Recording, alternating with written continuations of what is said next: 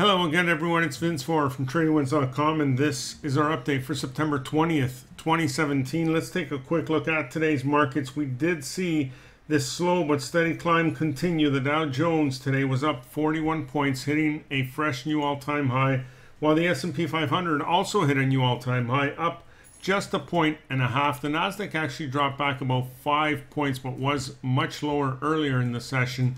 And the Russell managed to gain about 5 points. Now, today, the much anticipated announcement from the Federal Reserve was released, and Janet Yellen did come out to confirm that they fully expect to raise rates one more time by the end of the year, and also confirm the Great Unwind, as you're going to hear this being called over the next little while.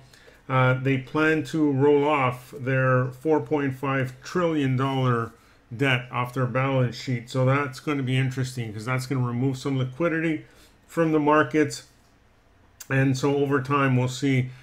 We should start feeling an effect from that. Right now, the charts are not telling us anything like that just yet. So we'll keep monitoring that. Now, when you're trading, one of the most difficult things, well, I should say one of the easiest things to do is recognize when there is a strong trend in place. But on the flip side of that, one of the more difficult things to do is to identify exactly when that trend is over and whether or not a new trend in the opposite direction has actually begun.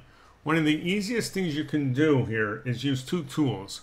One of them is a moving average. I'm using the 20-period simple moving average here. The other thing you can do is switch to a line chart.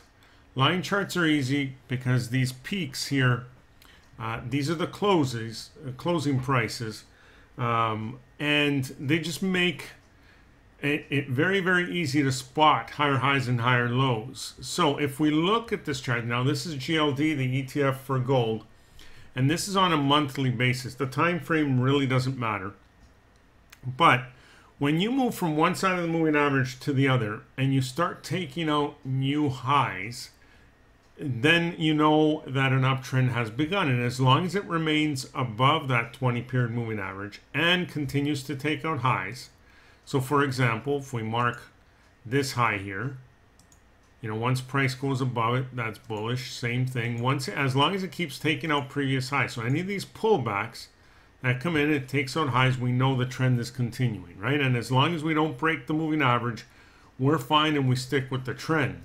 Now, when lows start being taken out, it's just a red flag, okay? As long as we're above the moving average. But once we break that moving average, we put in a point here, we reverse, and then we break that low, that's when you know that uptrend is over and a new downtrend has begun.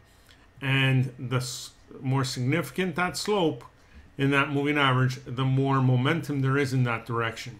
And as long as it remains below that moving average and continues to break previous lows, that trend will continue. Now, recently, you can see that it crossed back above and started taking out these highs.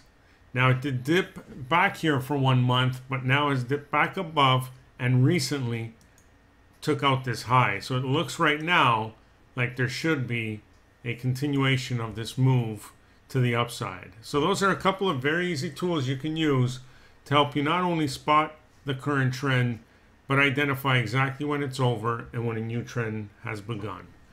Hope that helps, but that's about it for now. Enjoy the rest of your day, and we will see you on our next update.